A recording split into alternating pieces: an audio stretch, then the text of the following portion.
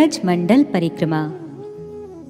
श्री गौड़ीय वेदांत समिति एवं तद अंतर्गत भारतव्यापी श्री गौड़ीय मठों के प्रतिष्ठाता श्री कृष्ण चैतन्य आमनाय दशमाधस्तनवर श्री गौड़ीय आचार्य के श्री नित्य लीला प्रविष्ट ओम विष्णुपाद अष्टोत्तरशत श्री श्रीमद् भक्ति प्रज्ञान केशव गोस्वामी महाराज के अनुग्रहित त्रिदंडी स्वामी श्री श्रीमद् भक्ति वेदांत नारायण गोस्वामी महाराज द्वारा संपादित।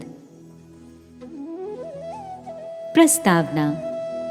परम आराध्य ओम विष्णुपाद अष्टोत्तरशत श्री श्रीमद् भक्ति प्रज्ञान केशव गोस्वामी महाराज के चरणाश्रित होने पर उनकी अहेतुकी कृपा से सन 1947 ईस्वी से ही उनके साथ श्री गौर जन्मस्थली मायापुर योगपीठ, श्रीधाम नवद्वीप के 9 द्वीप समूह, गौड़ मंडल की लीला स्थलियाँ और तीर्थ समूह, वैद्यनाथ, देवघर, मंदार, मधुसूदन, गया, काशी, प्रयाग, अयोध्या, नैमिषारण्य, दक्षिण भारत के गौर पदांकित तीर्थ समूह, पश्चिम भारत के द्वारिका आदि तीर्थ, मध्य भारत के अजंता अलोरा, राजस्थान के जयपुर, पुष्कर, नाथ द्वारा आदि तीर्थ समूह, ब्रजमंडल की समस्त लीला स्थलियाँ तथा तीर्थों की परिक्रमा और दर्शनों का अनेकों बार सौभाग्य प्राप्त हुआ। उनके अप्रकट लीला में प्रवेश के पश्चात भी श्री गौड़ीय वेदांत समिति के अनुगत्य में अनेक बार उपरोक्त लीला स्थलियाँ एवं तीर्थों की परिक्रमा और दर्शनों का सौभाग्य प्राप्त हुआ। विशेषतः परम आराध्यतम श्री गुरुदेव के समय 500 श्रद्धालु यात्रियों के साथ पैदल ब्रजमंडल परिक्रमा करने का भी सुअवसर प्राप्त हुआ है। परम आराध्य गुरुदेव ने 1954 ईस्वी में मुझे श्री केशव जी गौड़ीय मठ मथुरा का सेवाभार दायित्व प्रदान किया था। तब से मैं श्री केशव जी गौड़ीय मठ के ब्रह्मचारियों एवं मथुरा के कुछ श्रद्धालु भक्तों को साथ लेकर प्रतिवर्ष ब्रजमंडल की परिक्रमा करता आ रहा हूँ। इस प्रकार मुझे लगभग 50 वर्षों से 50 बार ब्रजमंडल परिक्रमा करने का सौभाग्य मिला है। श्रील गुरुपाद पद्म के अप्रकट होने पर मैंने श्री ब्रजमंडल परिक्रमा के समय विभिन्न लीला स्थलियों में लीला प्रसंग तथा उनके महात्म्य के संबंध में जो भाषण दिए थे उनका संकलन कर संक्षेप में ब्रजमंडल परिक्रमा के नाम से एक ग्रंथ कुछ वर्ष पूर्व अंग्रेजी भाषा में प्रकाशित हुआ है। देश विदेश के श्रद्धालु लोगों ने इस ग्रंथ का बहुत ही आदर किया। शीघ्र ही वह प्रतीक्षा समाप्त हो गई। विभिन्न देशों के श्रद्धालु सज्जन उस पुस्तक की मांग कर रहे हैं। बहुत से श्रद्धालु संपूर्ण ब्रजमंडल की लीला स्थलियों के लीला प्रसंगों तथा उनकी महिमा के साथ ब्रजमंडल परिक्रमा ग्रंथ के पुनः प्रकाशन के लिए पुनः अनुरोध कर रहे हैं। मैं उनके अनुरोध की अवहेलना नहीं कर सका और इसके लिए प्रयास आरंभ किया, किंतु विश्व के छोटे बड़े देशों में श्री चैतन्य महाप्रभु द्वारा आचारित और प्रचारित शुद्ध भक्ति के प्रचार में तथा ग्रंथों के लेखन में व्यस्त रहने और बीच बीच में शारीरिक अस्वस्थता के कारण इस कार्य को पूरा नहीं कर सका। इस बार सन 1999 ईस्वी जुलाई माह में विदेश प्रचार से लौटने पर इस कार्य को पूरा करना चाहता था, किंतु हठात अस्वस्थ हो जाने के कारण इसे पूरा नहीं कर सका।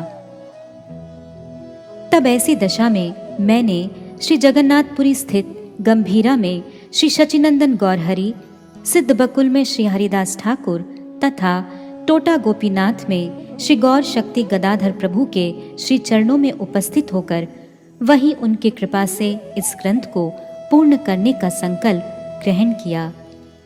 इस संकल्प के अनुसार मैंने पुरी धाम में कुछ दिनों तक निवास किया और वहीं मैंने विश्वरूप महोत्सव के दिन 25 दिसंबर 1999 ईस्वी में ब्रजमंडल परिक्रमा का संकलन कार्य पूर्ण किया।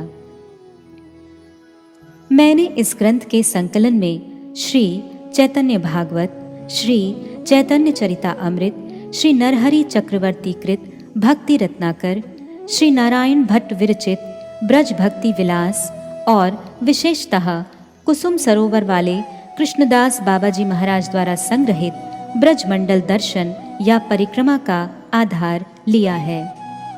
इसके अतिरिक्त श्री कृष्णदास कविराज गोस्वामी कृत गोविंद लीला अमृत, ब्रजरस रसिक श्री विश्वनाथ चक्रवर्ती ठाकुर रचित कृष्ण भावना अमृत तथा अन्य गोस्वामी द्वारा रचित ग्रंथों से विभिन्न लीला प्रसंगों को संग्रहित किया है।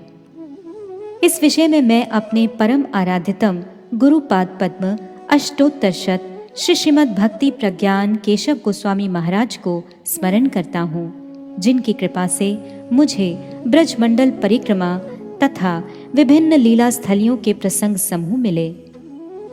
मैंने विभिन्न लीला स्थलियों के प्रसंगों में इन संस्मरणों को भी स्थान स्थान पर ग्रथित किया है।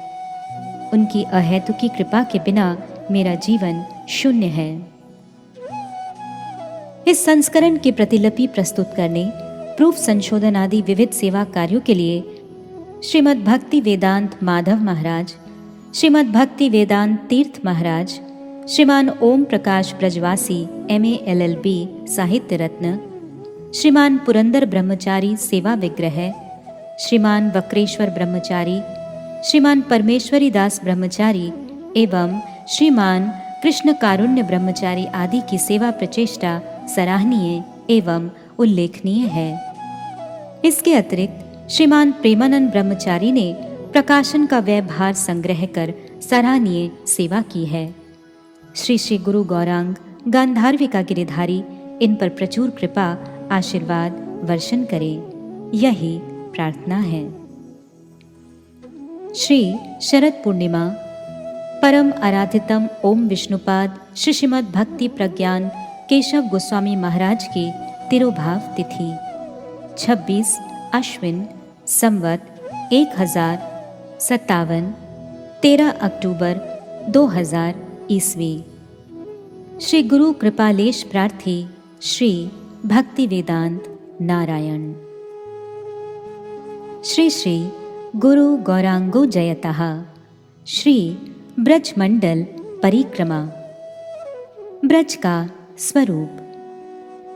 ब्रज शब्द का व्युत्पत्तिगत अर्थ है ब्रजति गच्छति इति ब्रजः, अर्थात जो चलता फिरता है वही ब्रज है।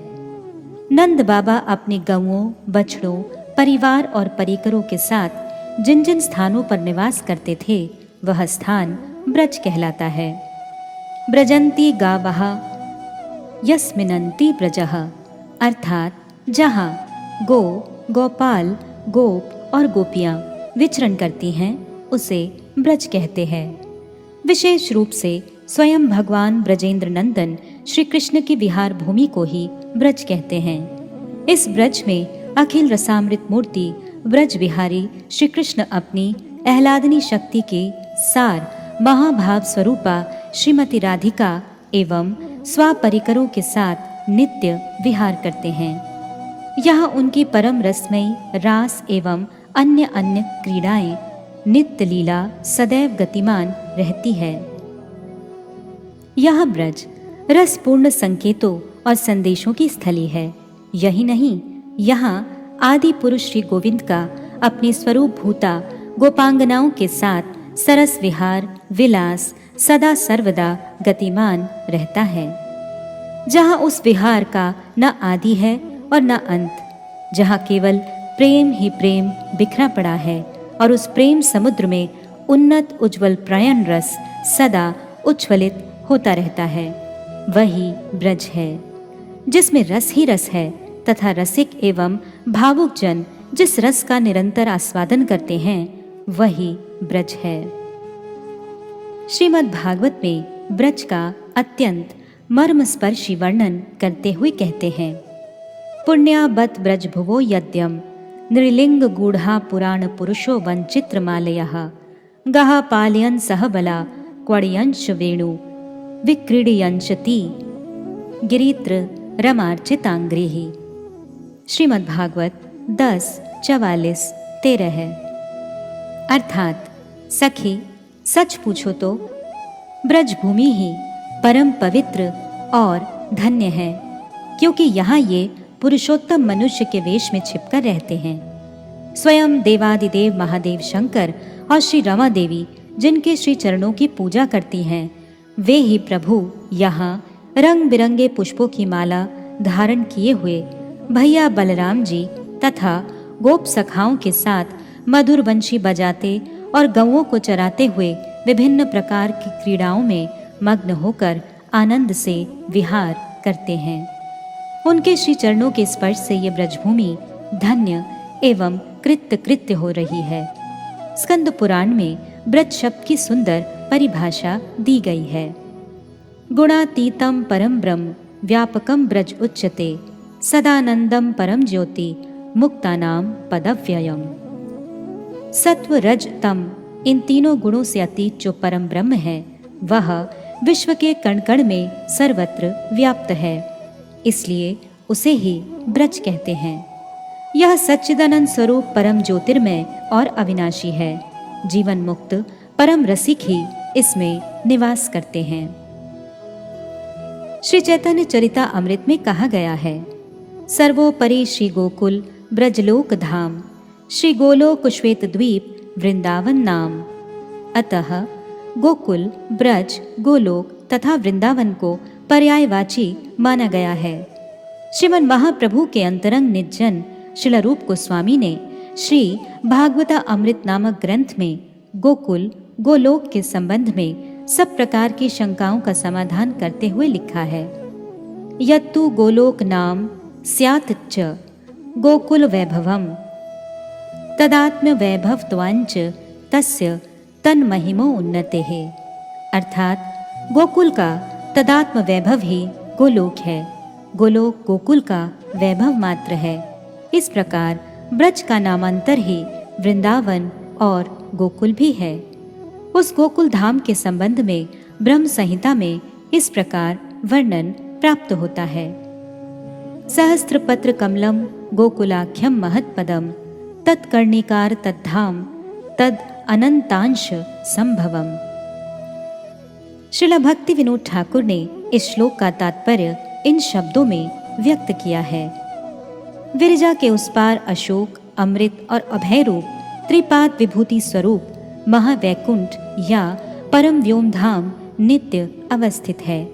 उसके ऊपर अनंत चित विभूतियों से संपन्न परम माधुर्यमय गोकुल और गोलोक को अभिन्न मानकर कभी कभी गोलोक को भी गोकुल कहा जाता है।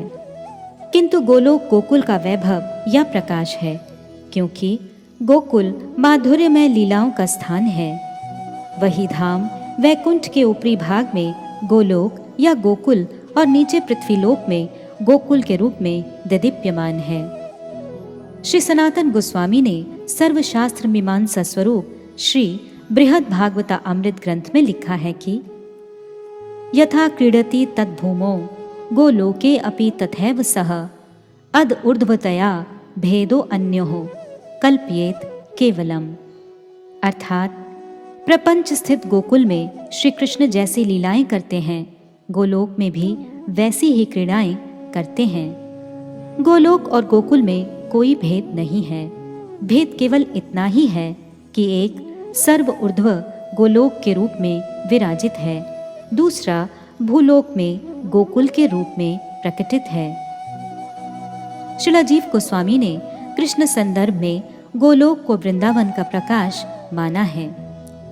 श्री वृंदावनस्य प्रकाश विशेषो गोलोक त्वं तत्र प्रापंचिक लोक प्रकट लीलावकाश त्वेनाव भासमानः प्रकाशो गोलोक इति समर्थनीयम। श्री भक्ति विनोद ठाकुर श्री चैतन्य चरितामृत के आदि लीला चतुर्थ परिच्छेद के 47वें पयार में कहते हैं, पार किया भावे अति रसेर उल्लास, ब्रज बिना इहार अन्यत्र नाही वास। इसके अपने अमृत प्रवाह भाष्य में लिखते हैं कि बहुत से लोग ऐसा समझते हैं कि श्री कृष्ण गोलोक में नित्य विहार करते हैं। कुछ अल्प समय के लिए ब्रज में प्रकटित होकर उन्होंने परकिया भाव से लीलाएं की हैं, किंतु हमारे गौड़ीय गोस्वामियों का मत ऐसा नहीं है। श्री गोस्वामियों ने ब्रज बिहार को भी नित्य माना है। नित्य चिन्मय धाम गोलोक के नितांत अंतरंग प्रकोष्ठ का नाम ही ब्रज है। जिस प्रकार से प्रपंच अवतार में अर्थात भौम वृंदावन में कृष्ण की लीलाएं हुई हैं, सर्व ऊर्ध्व नित्य धाम ब्रज में भी उसी प्रकार की लीलाएं नित्य विराजमान हैं। ब्रज में ही परकिया रस की नित्य स्थिति है। श्रील कविराज गोस्वामी ने श्री चैतन्य चरितामृत आदि लीला के तृतीय परिच्छेद में कहा है, अष्टाविंशम चतुर्युगे द्वापरेर शेषे ब्रजेर सहित हाय कृष्णेर प्रकाशे। यहाँ ब्रजेर सहित इस पद से यह सुस्पष्ट है कि चिन्मय गोलोक धाम में भी ब्रज नामक एक अचिंत्य मधुर पीठ है। उस पीठ के साथ श्री कृष्ण अपनी अचिंत्य शक्ति के बल से उस प्रपंच धाम में अवतीर्ण हुए थे। उक्त गोलोक के अंतःपुर में स्थित नित्य ब्रज को छोड़कर परकिया रस की स्थिति अन्यत्र कहीं भी नहीं है, क्योंकि उक्त ब्रज में गोलोक की अपेक्षा भी अनंत गुण अधिका रूप में उत्कृष्ट रस का अर्थात परकिया रस का अवस्थान है। प्रकट ब्रज में अर्थात भौम वृंदावन अप्रकट ब्रज की विचित्रता जीवों की आंखों से भी लक्षित हुई है। केवल यही रहस्य है। प्रपंच जगत में प्रकट प्रकाश और अप्रकट प्रकाश के अतिरिक्त एक दृश्यमान प्रकाश भी होता है। जैसे वर्तमान समय में जबकि लीला प्रकट नहीं है, वृंदावन आदि धामों में साधारण लोगों को जो कुछ दिखाई देता है उसे दृश्यमान प्रकाश कहते हैं। ब्रह्म संहिता में वृंदावन धाम या गोलोक के संबंध में कहा गया है, श्रियकांतः कांत परम पुरुषा कल्पतर्वो द्रुमा भूमिश्चिंतामणि गणमयी तोयमामृतम् कथागानं नाट्यं गमनपि वंशी प्रिय सखी चिदानंदम ज्योतिः परमपि तदा स्वाद्यम अपि च सा यत्र शिराब्धि स्रवति सुरभि भयश्च सुमहान् निमिषा अर्ध अख्यो वा व्रजति नाहि यत्रापि समयः भजे श्वेतद्वीपं तम अहम इहा गोलोकम इति यम विदंतस्ते संताः शिति विरलचाराः कतिपय। जहाँ परम पुरुष व्रजेंद्र नंदन श्री कृष्ण ही एकमात्र कांत हैं, उन्हीं की स्वरूप भूता सर्वलक्ष्मी स्वरूपा ब्रज गोपियाँ कांता स्वरूपा हैं। जहाँ की प्रत्येक तरुलता चिन्मय कल्प तरु है, भूमि चिंतामणि स्वरूप है, जल मात्र ही अमृत है, जहाँ की बोली ही संगीत है, चलना ही नृत्य है, वंशी प्रिय सखी है, प्रकाश चिदानंदमय है, परम चित पदार्थ मात्र ही अस्वादनीय या भोग्य है, जहाँ करोड़ों करोड़ों सुरभियों के स्तन से चिन्मय क्षीर का महासमुद्र सर्वदा प्रवाहित होता रहता है, तथा भूत भविष्य रूप खंड रहित अखंड चिन्मय काल जहाँ नित्य वर्तमान रहने के कारण निमेष का अर्ध समय भी भूतकाल को प्राप्त नहीं होता, उसी श्वेत दीप रूप परम पीठ का मैं भजन करता हूँ। उस जड़ जगत में विरले साधु व्यक्ति ही उस धाम को गोलोक के रूप में दर्शन करते हैं। केवल गोकुलपति श्री कृष्ण के कृपा पात्र ही ऐसा जान सकते हैं। ऋग्वेद में भी ब्रजधाम का वर्णन पाया जाता है। तावाम वास्तुन्यो उष्मसी गमध्ये यत्र गावो भूरि श्रृंगः अयासः अत्रः तद उरुगायस्य वृष्णः परमं पदम वभाति भूरि। ऋग्वेद 1 मंडल 154 सूक्त। अर्थात जहाँ बड़ी ही सुंदर सींगों वाली तथा बहुत से गुणों वाली गायें विचरण करती हैं, वेद प्रतिपाद्य परम पुरुष श्री कृष्ण मधुर मुरली बजाते हुए उन गौओं का पालन करते हैं, वही व्रज वृंदावन भगवान का श्रेष्ठतम धाम है। श्रीमद् भागवत में स्वयं गोपियां वृंदावन की महिमा का गान कर रही हैं। वृंदावनम सखी भुवो वितनोति कीर्तिम यद देवकी सुत पदाम्बुज लब्ध लक्ष्मी गोविंद वेणु अनुमत्तम मयूर नृत्यम प्रेक्षाद्रि सान्व अवतार अन्य समस्त सत्वम। श्रीमद् भागवत 10:21-10। अर्थात, हे सखी, ये पृथ्वी श्री कृष्ण के पाद पद्मों के चिन्हों से सुशोभित होकर अपनी सर्वश्रेष्ठ कीर्ति का विस्तार कर रही है। यहाँ मयूरगण श्री कृष्ण की वेणु ध्वनि को सुनकर मानो मेघ गर्जन हो रहा है, इस भाव में मत्त होकर नृत्य करते हैं। और गोवर्धन के सानुदेश में अन्य अन्य प्राणी भी इसे देखकर आनंद से जड़वत हो जाते हैं। अतएव वृंदावन इस समय तो वैकुंठ से भी अधिक पृथ्वी की कीर्ति का विस्तार कर रहा है। सखीरी, इस वृंदावन में यत्र तत्र सर्वत्र बेली, जूही, चमेली, चंपक, कदम आदि षड ऋतुओं के विविध प्रकार के पुष्प विकसित हो रहे हैं। उनका सौरभ दूर दूर तक भौरों को मधुपान करने के लिए आमंत्रित कर रहा है। झुंड के झुंड भंवरे इन पुष्पों का मधु आकंठ पान कर प्रमत्त होकर गुंजार करने लगते हैं। उनका ये गुंजार ऐसा प्रतीत होता है मानो वनदेवी मधुपति कृष्ण का आगमन जानकर उनका अभिनंदन कर रही है। भ्रमर और भ्रमरियों का मधुर गुंजान सुनकर शुक, पिक, पपीहे आदि कलकंठी विहगगण भला कैसे चुप रह सकते हैं। वे भी आनंद में विभोर होकर एक वृक्ष से दूसरे वृक्ष पर तथा एक शाखा से दूसरी शाखा पर गमन आगमन करने लगे। उनके सुमधुर कलरव से सारा वृंदावन मुखरित हो उठा, जिसकी प्रतिध्वनि वृंदावन के सरोवरों, नदियों और पर्वतों में भी सर्वत्र गूंज उठी। आहा, वृंदावन एक ऐसा अलौकिक और अद्भुत धाम है जहाँ ऋतुराज वसंत की कुछ मधुर मधुर अनोखी सी छटा सदा सर्वदा छाई रहती है।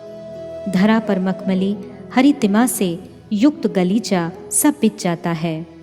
संपूर्ण वातावरण में अलौकिक आनंदमय, उन्मादमय, यौवन की मादकता और प्रमादकता का अभिवर्धित साम्राज्य तन मन को मुग्ध कर देता है। एक और जलाशयों में रंग बिरंगे कमल के पुष्प विकसित हो रहे हैं, तो दूसरी ओर वृक्षों की डालियां चंपा, चमेली, बेली, जूही जैसे सुगंधित, सुप्रफुल्लित, सुविकसित पुष्पों से सम अलंकृत हो रही हैं।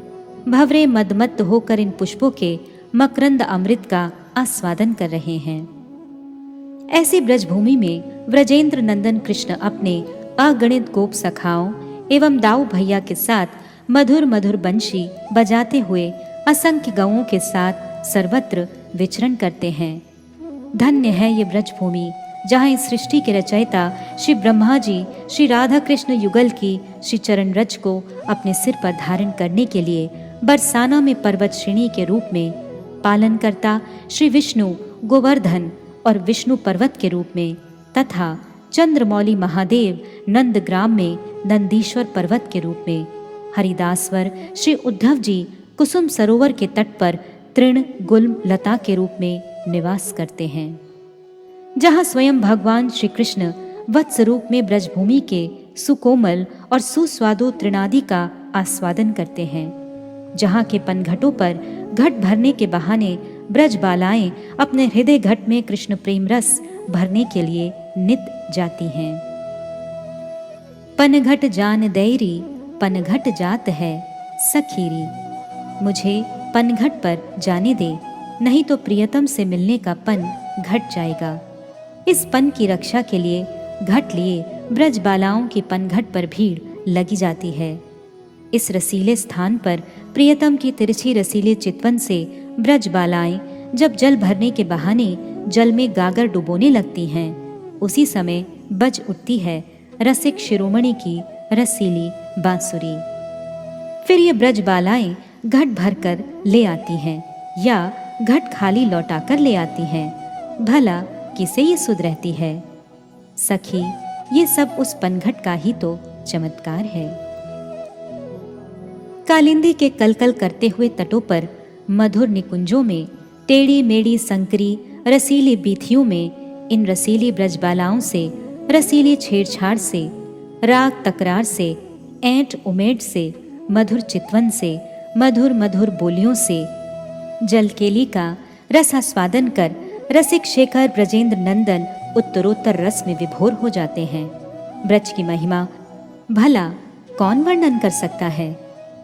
श्री सनातन गोस्वामी पाद ने वृंदावन का अर्थ इस प्रकार लिखा है। वृंदस्य समूहस्य अवनम रक्षणम पालनम यस्मात् तत् वृंदावनम। जो सबका पालन पोषण तथा रक्षण करता है उसे वृंदावन कहते हैं। वह अपने भगवत भाव को छिपाकर प्रेम के द्वारा गौओं के समूह का, बछड़ों के समूह का, गोपों के समूह का, गोपियों के समूह का पालन करता है। उसके प्रेम के द्वारा वशीभूत होकर स्वयं भगवान श्री कृष्ण क्षण भर के लिए भी वृंदावन का परित्याग नहीं करते। वृंदावनम परित्यज्य सा क्वाचिन्नैव गच्छति। लघु भागवतामृत अंत्य 1:67। श्री भट्ट जी ने ब्रजभूमि को मोहिनी बतलाते हुए बड़ी सुंदर भावना व्यक्त की है। ब्रजभूमि मोहिनी में जानी, मोहिनी कुंज मोहन श्री वृंदावन, मोहन जमुना पानी। मोहिनी नारी सकल गोकुल की, बोलती मोहिनी बानी। श्री भट्ट के प्रभु मोहन नागर, मोहिनी राधा रानी। ब्रज की सीमा। ब्रजमंडल 84 कोस में विस्तृत है। गर्ग संहिता में कहा गया है, प्रागुदीच्याम बहिर्षदो दक्षिणस्याम यदोः पुरात् पश्चिमायाम शोणितपुरान माथुरम मंडलम विदुः। श्री भक्ति रसामृत सिंधु ख 2। बहिर्षद बरहद से पूर्वोत्तर, यदुपुर अर्थात शूरसेन के गांव बटेश्वर से दक्षिण और शोणितपुर सोनहद से पश्चिम में 84 कोस भूमि को विद्वत जनों ने माथुर मंडल या ब्रज कहा है। श्री गाउस महोदय ने स्वलिखित मथुरा मेमोयर में निम्नलिखित दोहे का उल्लेख किया है। इत बरहद इत सोनहद उत सुरसेन को गांव, ब्रज 84 कोस में मथुरा मंडल महा। उक्त दोहे से स्पष्ट है कि ब्रज की सीमा एक ओर बर, दूसरी ओर सोनहद तथा तीसरी ओर सूरसेन का गांव बटेश्वर मानी गई है। बर नामक स्थान वर्तमान अलीगढ़ जिले में है, जो ब्रजमंडल के पूर्वोत्तर में स्थित है। सोनहद वर्तमान हरियाणा प्रदेश के गुड़गांव जिले में स्थित है, जो ब्रजमंडल के उत्तर पश्चिम कोने में स्थित है। इसी का प्राचीन नाम शोणितपुर था। सूरसेन का ग्राम बाहा तहसील का बटेश्वर नामक गांव है। इन्हीं स्थलियों के मध्यस्थ स्थली को ब्रजमंडल कहा गया है। ब्रह्मांड पुराण में भी ब्रजमंडल की सीमा का उल्लेख देखा जाता है। उसके अनुसार ब्रजमंडल के पूर्व में हास्यवन, दक्षिण में जुहनू वन, पश्चिम में पर्वत वन तथा उत्तर में सूर्यपत्तन वन स्थित है। इसके अनुसार पूर्व में आगरा जिले का हसनगढ़ हास्यवन के नाम से, पश्चिम में राजस्थान का काम्यवन के पास का पहाड़ी ग्राम पर्वत वन के नाम से, दक्षिण में धौलपुर तहसील का जाजऔ ग्राम जुहनू के नाम से प्रसिद्ध है। उत्तर भाग में अलीगढ़ जिले के जेवर ग्राम के निकट सूर्यपत्तन वन की स्थिति मानी गई है। 84 कोस ब्रजमंडल में वन, उपवन, प्रतिवन और अधिवन कुल मिलाकर 48 वन हैं। पद्म पुराण के अनुसार यमुना जी के पूर्व और पश्चिम में महावन, काम्यवन, मधुवन, तालवन, कुमुदवन, भांडीरवन, वृंदावन, खदीरवन, लोहवन, भद्रवन, बहुलावन और बेलवन ये 12 मुख्य वन स्थित हैं। इनमें से मधुवन, तालवन, कुमुदवन, बहुलावन, काम्यवन, खदीरवन और वृंदावन ये 7 वन यमुना के पश्चिम भाग में हैं। भद्रवन, भांडीरवन, बेलवन, लोहवन तथा महावन ये 5 वन यमुना के पूर्व स्थित हैं। वराह पुराण में 12 उपवनों का उल्लेख है। ब्रह्मवन, अप्सरावन, विह्वलवन, कदम्बवन, स्वर्णवन, सुरभिवन, प्रेमवन, Mayurvan, मानेंगित one, शेष्याई one, Narad one और परमानंद वन। भविष्य पुराण में 12 प्रतिवनों का उल्लेख इस प्रकार है: रंकवन, वार्तावन, करहावन, कामवन, अंजनवन, कर्णवन, कृष्णाक्षिपनवन, नंद प्रेक्षण कृष्णवन, इंद्रवन, शिक्षावन, चंद्रावलीवन, लोहवन। विष्णु पुराण में 12 अधिवनों का वर्णन मिलता है: मथुरा, राधाकुंड, नंदगांव, गढ़, ललिताग्राम, वृषभानुपुर, गोकुल, बलभद्रवन, गोवर्धन, जावट, वृंदावन और संकेतवन। ये कुल 48 वन हैं। ब्रजमंडल परिक्रमा के नियम। मथुरा के विश्राम घाट पर ब्रजमंडल परिक्रमा के लिए संकल्प ग्रहण करें।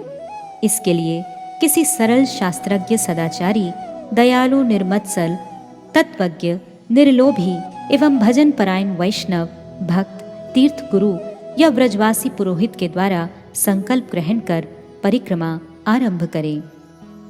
परिक्रमा के समय निम्नलिखित विधि एवं निषेधों का यथासाध्य पालन करना चाहिए। विधि: सत्य बोलना, ब्रह्मचर्य पूर्वक रहना, पृथ्वी पर शयन करना, दूसरे के अपराधों को क्षमा करना, तीर्थों में स्नान करना, आचमन करना, भगवत निवेदित प्रसाद का ही सेवन करना, तुलसी माला पर हरिनाम कीर्तन या वैष्णवों के साथ हरिनाम संकीर्तन करना चाहिए। परिक्रमा के समय मार्ग में स्थित ब्राह्मण, श्रीमूर्ति, तीर्थ और भगवत लीला स्थलियों का विधि पूर्वक सम्मान एवं पूजा करते हुए परिक्रमा करें। निषेध: क्रोध नहीं करना, परिक्रमा पथ में वृक्ष, लता, गुल्म, गो आदि को नहीं छेड़ना, ब्राह्मण, वैष्णवादि तथा श्री मूर्तियों का अनादर नहीं करना, साबुन, तेल और शौर कार्य का वर्जन करना, चींटी इत्यादि जीव हिंसा से बचना, परनिंदा, परचर्चा और कलह से सदा बचना, ये सब निषेध हैं। परिक्रमा का समय। गौड़ीय वैष्णव श्री चैतन्य महाप्रभु के ब्रज भ्रमण का अनुसरण करते हैं। इसके अनुसार कुछ लोग आश्विन माह में विजयादशमी के पश्चात शरद काल में परिक्रमा आरंभ करते हैं, क्योंकि श्री चैतन्य चरितामृत के अनुसार श्रीमन महाप्रभु श्री नीलाचल धाम से ब्रजमंडल का दर्शन करने के लिए इसी समय पधारे थे। कुछ गौड़ीय वैष्णवगण आश्विन शुक्ल एकादशी से कार्तिक व्रत नियम सेवा के दिन से ब्रजमंडल परिक्रमा आरंभ करते हैं तथा कार्तिक शुक्ल देवोत्थान एकादशी को व्रत का समापन करते हैं। अधिकांश गौड़ीय वैष्णव शारदीय पूर्णिमा के दिन शौर आदि कार्य संपन्न कर उसी दिन से कार्तिक व्रत नियम सेवा या ऊर्जा व्रत का पालन एवं ब्रजमंडल परिक्रमा का संकल्प ग्रहण करते हैं तथा देवोत्थान एकादशी के पश्चात कार्तिक पूर्णिमा के दिन कार्तिक व्रत एवं ब्रजमंडल परिक्रमा का भी समापन करते हैं। श्री निम्बार्क संप्रदाय के वैष्णवगण श्री कृष्ण जन्माष्टमी के पश्चात आने वाली दशमी से ब्रजमंडल परिक्रमा का शुभारंभ करते हैं। इनकी परिक्रमा में 1.5 माह का समय लगता है। पुष्टि मार्गीय वैष्णवगण श्री राधा अष्टमी के पश्चात दशमी या एकादशी से ब्रजमंडल की परिक्रमा लगभग 2 माह के समय में समाप्त करते हैं। ब्रजमंडल परिक्रमा में निम्नलिखित स्थानों का पर्याय के अनुसार दर्शन होता है: श्री मथुरा, मधुवन, तालवन, शांतनुकुंड, गंधेश्वर, बहुलावन, राल, मघेरा, जैत, शटीकरा, गरुड़ गोविंद, बहुलावन, मरो, दतिहा, अडिग, माधुरी कुंड, जखीन गांव, तोश, जनती, वसती, मुखराई, श्री राधा कुंड, श्री श्याम कुंड, कुसुम सरोवर, नारद कुंड, ग्वाला पुष्करिणी, युगल कुंड, किलोल कुंड, मानसी गंगा, गोवर्धन, इंद्रध्वज वेदी, जमुनावती, परासौली, पैंट गांव, बछ गांव या वत्सवन, आन्योर गांव, गौरी कुंड, संकर्षण कुंड, गोविंद कुंड, नवल कुंड, अप्सरा कुंड, शुक्र कुंड, पुछरी, श्याम ढाक, राघव पंडित की गुफा, सुरभि कुंड, ऐरावत कुंड, हरजी कुंड, यतिपुरा, बिलच्छू कुंड, चकलेश्वर महादेव, सखी स्थली, नीम गांव, पाडर, कुंजेरा, पाली, डेरावली, मान, साहार, सूर्यकुंड, पेरकू, भादार, कुनाई, वसती, श्री राधा कुंड, गोवर्धन, जावक कुंड, गुलाल कुंड, गांठोली, वेहेज, देवशीर्ष, मुनिशीर्ष, परमादना, बद्री नारायण, गोहाना, खौं, आलीपुर, आदि बद्री, पशोपा, केदारनाथ, बिलंद, चरण पहाड़ी, भोजन थाली, काम्यवन, वजेरा, सुनहरा कदम खंडी, ऊंचा गांव, सखीगिरी पर्वत, बरसाना गांव, गहवर वन, डभोरा, रासौली, प्रेम सरोवर, संकेत, रिठोरा, मेहरान, सतवास, नंदेरा, भोजन थाली, नुनैरा, श्रृंगारवट, बिछोरवन, वंचरी, होडल, दही गांव, लालपुर, कामेर, हरावली गांव, सांचुली, गैड़ो, नंदगांव, कदम्बटेर, जावट, धनसिंगा, कोसी, पय गांव, छत्रवन, सामरी, नरी, सांखी, आरबाड़ी, रणवाड़ी, भादावली, खामपुर, उमराव, रहेया, कामाई, करेला, पेसाई, लुधौली, आंजनक, खदीरवन, बिजुआरी, श्री नंदगांव, कोकिलावन, छोटी बैठन, बड़ी बैठन, चरण पहाड़ी, रसौली, कोटवन, खामी, शेषशाही, रूपनगर, मझई, रामपुर, उजानी, खेलनवन, ओबे, श्री राम घाट, काशरत, अक्षयवट, गोपी घाट या तपोवन, चीरघाट, नंदघाट, भयगांव, जैतपुर, हाजरा, बलिहारा, बाजना, जेओलाई, सकरोया, आटास, श्री वृंदावन, देवी आटास, परखम, चौमा, अजई, सिंहाना, रिहाना, पसौली, वरली, तरौली, एई, सेई, माई, वसाई, श्री नंदघाट, भद्रवन, भांडीरवन, माट, बेलवन, मानसरोवर, आरा, पानी गांव, लोहवन, राबेल, गुढ़ई, आयरो, कृष्णपुर, बांदी, दाऊजी, हातौरा, ब्रह्मांड घाट, चिंताहरण घाट, महावन, गोकुल, कैलो, बादाई ग्राम, नौरंगाबाद, श्री मथुरा, अक्रूर घाट, भातरौल, अटलवन, क्यारीवन, बिहारवन, गौचारण वन, कालिये दमन वन, गोपाल वन, निकुंज वन, सेवाकुंज, निधुवन, झूलन वन, गहरवन, पपड़वन, इन 12 वनों से युक्त श्री वृंदावन। श्री मथुरा महात्म्य। भूमंडल में अयोध्या, मथुरा, माया, काशी, कांची, अवंती, द्वारावती ये मोक्ष को प्रदान करने वाली सप्तपुरियां हैं, किंतु इनमें से स्वयं भगवान श्री कृष्णचंद्र की जन्मस्थली मथुरापुरी सर्वश्रेष्ठ है।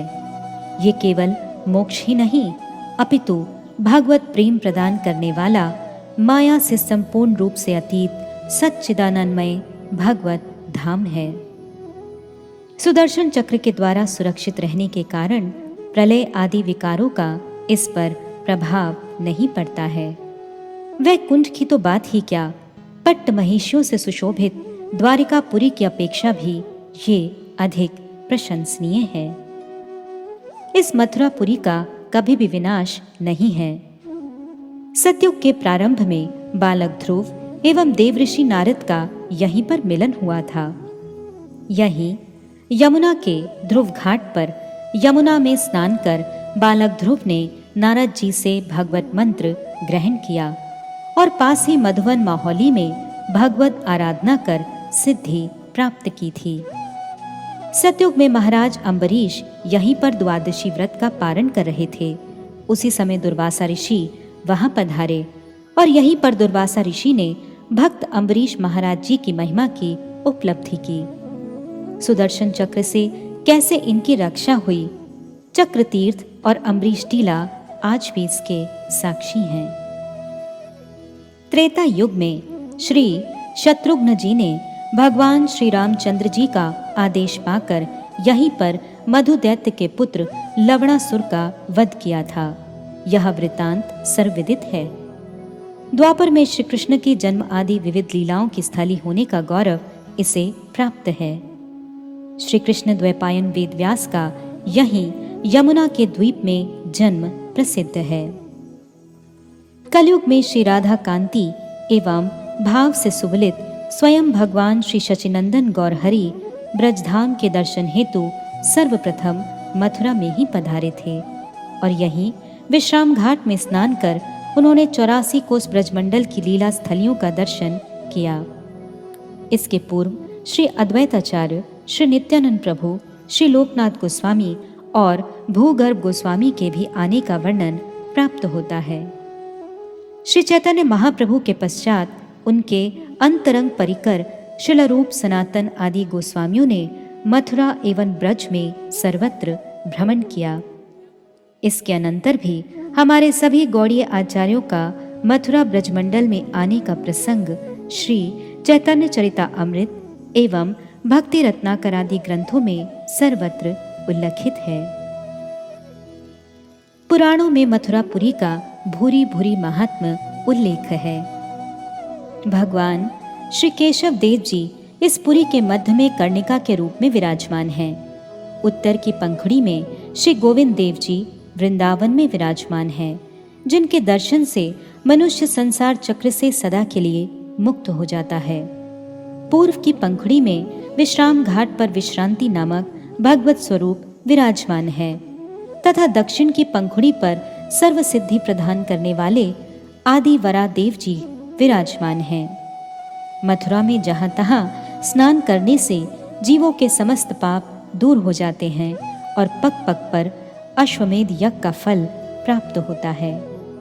भगवान अपने श्रीमुख से कह रहे हैं कि हे वसुंधरे, पाताल लोक में, मनुष्य लोक में या अंतरिक्ष में कहीं भी निश्चित रूप से मथुरा जैसा और मेरा कोई भी प्रिय स्थान नहीं है। हे वसुंधरे, मेरी शयन काल में अर्थात चातुर्मास में पृथ्वी के सारे तीर्थ, समुद्र, सरोवर मथुरा में निवास करते हैं। स्कंद पुराण में ऐसा उल्लेख है कि जो फल भारतवर्ष के किसी अन्य भाग में लाखों वर्षों तक वास करने से प्राप्त होता है, वही फल मथुरा नगरी के एक बार स्मरण मात्र से ही प्राप्त हो जाता है। श्री मथुरा में जप उपवास करने वाले मनुष्य श्री कृष्ण के जन्म स्थान का दर्शन करके समस्त पापों से विमुक्त हो जाते हैं। ब्रह्मघाती, मद्यपायी, गौघाती तथा ब्रह्मचर्य से भ्रष्ट पापी व्यक्ति भी मथुरा की परिक्रमा करने मात्र से उक्त सभी पापों से मुक्त हो जाते हैं। अन्य दूर देशों से आकर जो लोग मथुरापुरी की परिक्रमा करते हैं, लीला स्थलियों के दर्शन मात्र से वे सभी प्रकार के पापों से मुक्त हो जाते हैं।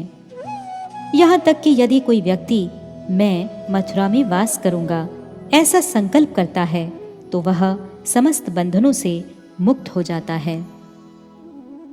पद्म पुराण में तो यहाँ तक कहा गया है कि जहाँ कहीं से भी किसी ने मथुरा दर्शन करने की अभिलाषा की, किंतु दर्शन करने से पहले ही जहाँ कहीं भी उसकी मृत्यु क्यों ना हो जाए, उसका निश्चय ही मथुरा में जन्म होता है।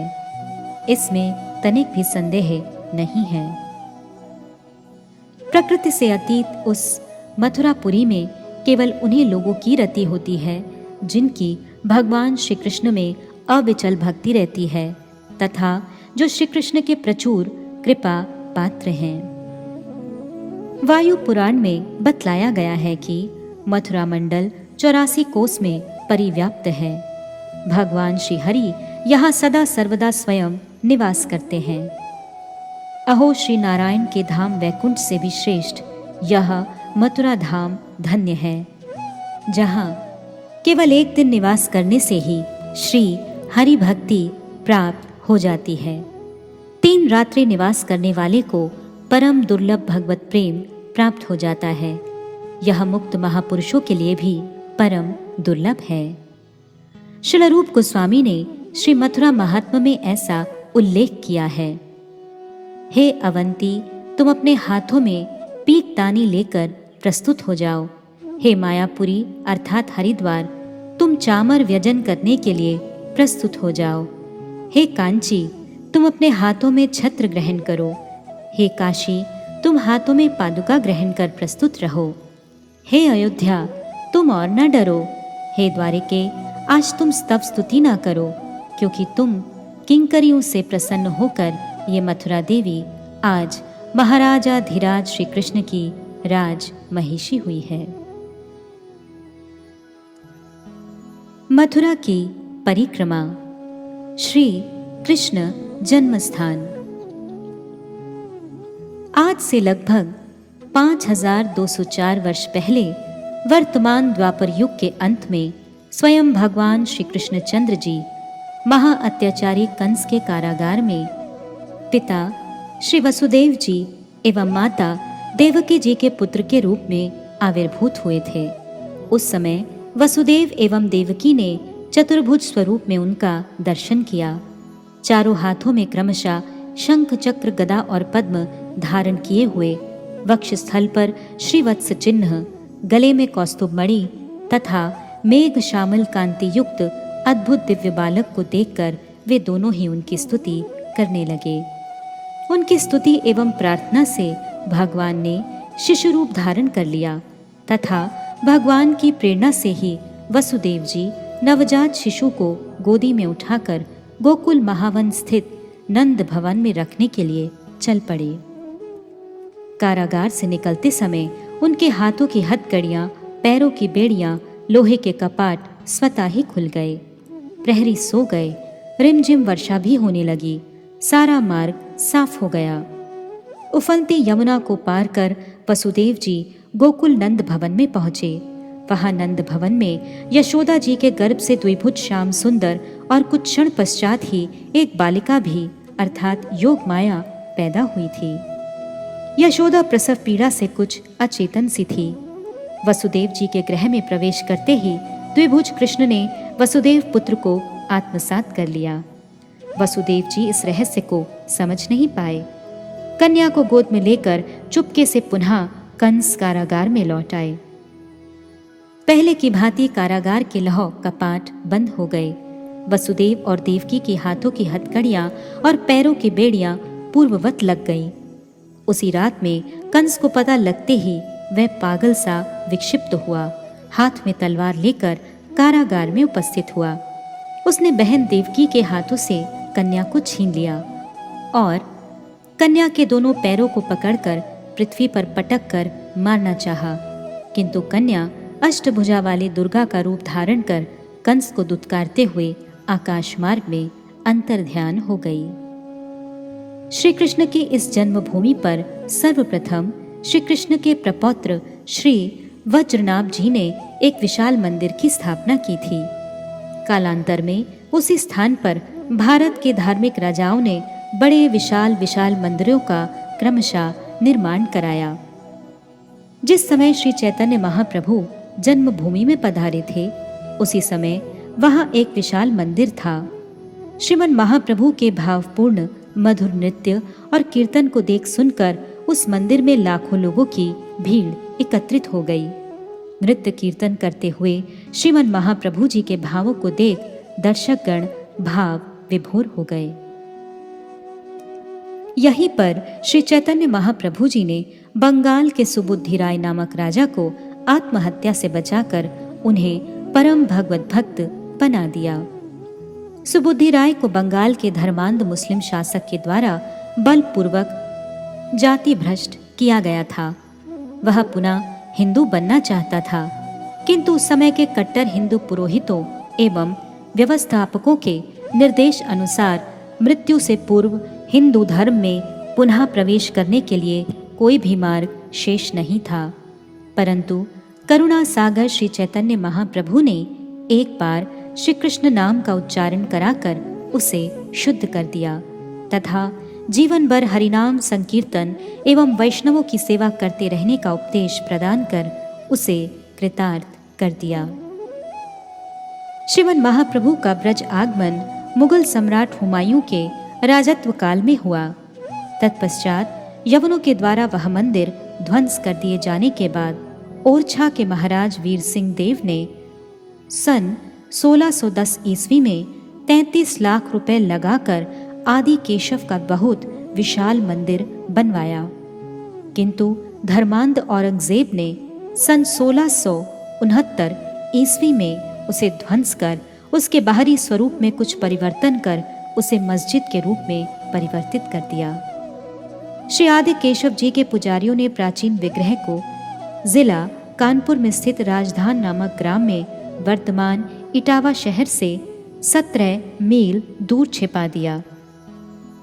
आज भी वह विग्रह वही छोटे से मंदिर में स्थित है, किंतु इनका विजय विग्रह वर्तमान जन्मस्थान के पीछे मल्लपुरा नामक स्थान में आदि केशव के मंदिर में आज भी सेवित हो रहा है।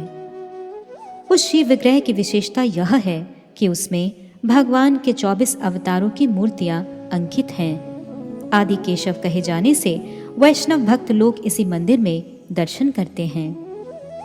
आजकल प्राचीन जन्म स्थान पर श्री मदन मोहन मालवीय द्वारा संग्रहित केशव कटरे पर एक विशाल श्री मंदिर का निर्माण हुआ है। गीता प्रेस गोरखपुर के स्वर्गीय श्री हनुमान प्रसाद पोद्दार जी की प्रेरणा और श्री डालमिया जी आदि सेठों के प्रयास से इस मंदिर का निर्माण हुआ। जन्मभूमि मथुरा के मल्लपुरा मोहल्ले में स्थित है। महाराज कंस के चाणूर आदि मल्ल इसी स्थान के निकट में रहते थे। पास में पोतरा नामक विशाल कुंड है। यह पहले कंस कारागार के अंदर ही स्थित था, जिसमें श्री वसुदेव देवकी जी स्नान करते तथा अपने वस्त्रों को धोते थे।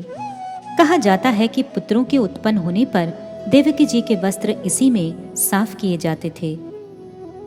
पवित्र कुंड से अपभ्रंश रूप में इसका नाम पोतरा कुंड हुआ। विश्राम घाट। विश्राम घाट मथुरा का सर्वप्रधान एवं प्रसिद्ध घाट है। सौर पुराण के अनुसार विश्रांति तीर्थ नामकरण का कारण बतलाया गया है। ततो विश्रांति तीर्थाख्यम तीर्थमहो विनाशनम संसार मरु संचार क्लेश विश्रांति इदम नृणाम।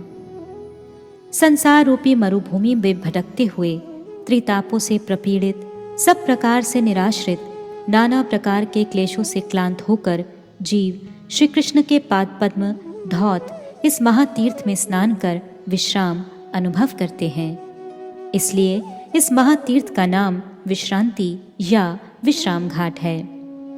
कहा जाता है कि भगवान श्री कृष्ण ने महाबलशाली कंस को मारकर ध्रुव घाट पर उसकी अंत्येष्टि संस्कार करवाकर बंधु बांधवों के साथ यमुना के इस पवित्र घाट पर स्नान कर विश्राम किया था।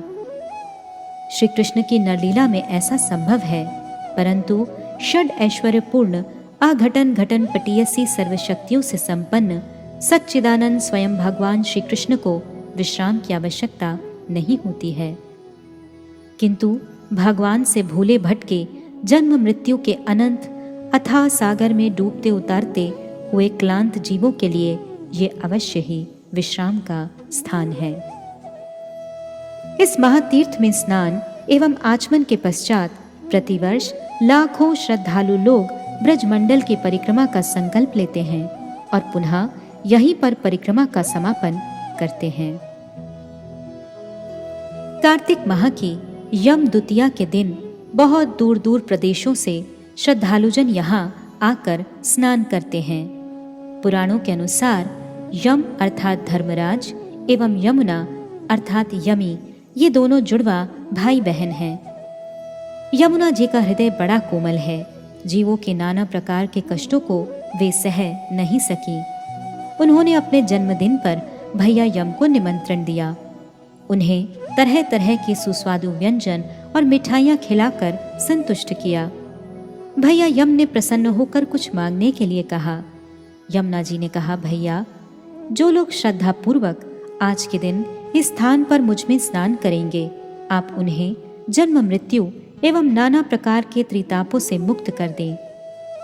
ऐसा सुनकर यम महाराज ने कहा, ऐसा ही हो। यूं तो कहीं भी श्री यमुना में स्नान करने का प्रचुर महात्म्य है, फिर भी ब्रज में और विशेषकर विश्राम घाट पर भैया दूज के दिन स्नान करने का विशेष महत्व है।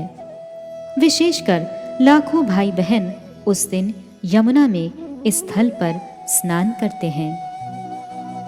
यमुना के 24 घाट। मथुरा में श्री यमुना अर्धचंद्रकार होकर बह रही है। बीचों बीच में विश्राम घाट अवस्थित है।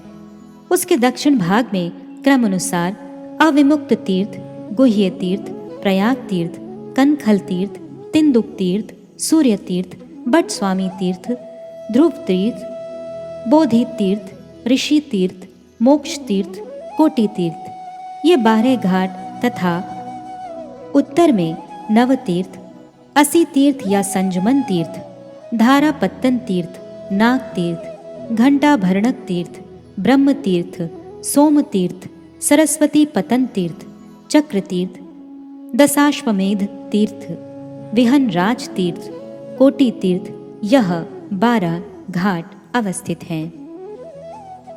भारत के सारे प्रधान प्रधान तीर्थ एवं स्वयं तीर्थराज प्रयाग यमुना के घाटों पर श्री यमुना महारानी की छत्र छाया में भगवान श्री कृष्ण की आराधना करते हैं। चातुर्मास्य काल में ये तीर्थ समूह विशेष रूप से यहाँ आराधना करते हैं। पहला, अविमुक्त तीर्थ। यहाँ पर स्वयं काशी विश्वनाथ महादेव भगवत आराधना करते हैं। इस तीर्थ में स्नान करने वाले या प्राण त्याग करने वाले सहज ही संसार रूप आवागमन से मुक्त होकर भगवत धाम को प्राप्त करते हैं। दूसरा, गुह्य तीर्थ। यहाँ स्नान करने पर संसार के आवागमन से मुक्त होकर भगवत लोक की प्राप्ति होती है। तीसरा, प्रयाग तीर्थ। यहाँ तीर्थराज प्रयाग भगवत आराधना करते हैं। यहीं पर प्रयाग के वेणी माधव नित्य अवस्थित रहते हैं। यहाँ स्नान करने वाले अग्निष्टोम आदि का फल प्राप्त कर वैकुंठ धाम को प्राप्त होते हैं। चौथा, कनखल।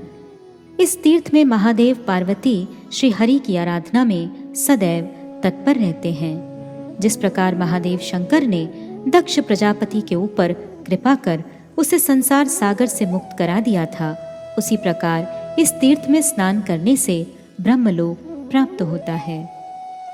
पांचवा, तिंदुक। यह भी गुह्य तीर्थ है। यहाँ स्नान करने पर भगवत धाम की प्राप्ति होती है। पास ही में दंडी घाट है, जहाँ श्री महाप्रभु ने स्नान किया था और अपने नृत्य एवं संकीर्तन से सभी को मुक्त कर दिया था। आजकल इसे बंगाली घाट भी कहते हैं। छठा, सूर्य तीर्थ। विरोचन के पुत्र महाराज बलि ने यहाँ सूर्यदेव की आराधना कर मनोवांछित फल की प्राप्ति की थी, क्योंकि सूर्यदेव अपने 12 कलाओं के साथ यहाँ अपने आराध्य देव श्री कृष्ण की आराधना में तत्पर रहते हैं। यहाँ रविवार, संक्रांति, सूर्य ग्रहण या चंद्र ग्रहण के योग में स्नान करने से राजसूय यज्ञ का फल प्राप्त होता है तथा मुक्ति होने पर भगवत धाम की प्राप्ति होती है। पास ही में बलि महाराज का टीला है, जहाँ श्री मंदिर में बलि महाराज और उनके आराध्य श्री वामन देव जी का दर्शन है। सातवां, बट स्वामी तीर्थ। यहाँ भी सूर्यदेव भगवान नारायण की आराधना करते हैं। सूर्यदेव का ही एक नाम बट स्वामी भी है। रविवार के दिन इस तीर्थ में श्रद्धा पूर्वक स्नान करने से मनुष्य आरोग्य एवं ऐश्वर्य लाभ कर अंत में परम गति को प्राप्त करता है। आठवां, ध्रुव तीर्थ। अपनी सौतेली माँ के वाक्यबाण से बिद्ध होने पर अपनी माता सुनीति के निर्देश अनुसार 5 वर्षीय बालक ध्रुव देव ऋषि नारद से यहीं यमुना तट पर मिला था। देवऋषि नारद के आदेश अनुसार ध्रुव ने इसी घाट पर स्नान किया तथा देवऋषि नारद से 12 अक्षर मंत्र प्राप्त किया। पुनः यहीं से मधुवन के गंभीर निर्जन एवं उच्च भूमि पर कठोर रूप से भगवत आराधना कर भगवत दर्शन प्राप्त किया था। यहाँ स्नान करने पर मनुष्य ध्रुव लोक में पूजित होते हैं। यहाँ श्राद्ध करने से पितृगण प्रसन्न होते हैं। गया में पिंडदान करने का फल भी उसे यहाँ प्राप्त हो जाता है। यहाँ प्राचीन निम्बादित्य संप्रदाय के बहुत से महात्मा गुरु परंपरा की धारा में रहते आए हैं। प्राचीन निम्बादित्य संप्रदाय का ब्रजमंडल में यही एक स्थान बचा हुआ है। ऋषि तीर्थ। यहाँ बद्रीधाम वाले नर नारायण ऋषि भगवान श्री कृष्ण की आराधना में तत्पर रहते हैं। यह ध्रुव तीर्थ के दक्षिण में स्थित है। यहाँ स्नान करने पर मनुष्य भगवत लोक को प्राप्त होता है। 10वां मोक्ष तीर्थ। दक्षिण भारत के मदुराई तीर्थ, कन्याकुमारी आदि सारे तीर्थ मथुरापुरी में इस घाट पर भगवान श्री कृष्ण की आराधना करते हैं। इस मोक्ष तीर्थ में स्नान करने से सहज ही विष्णु के चरणों की सेवा रूप मोक्ष की प्राप्ति होती है।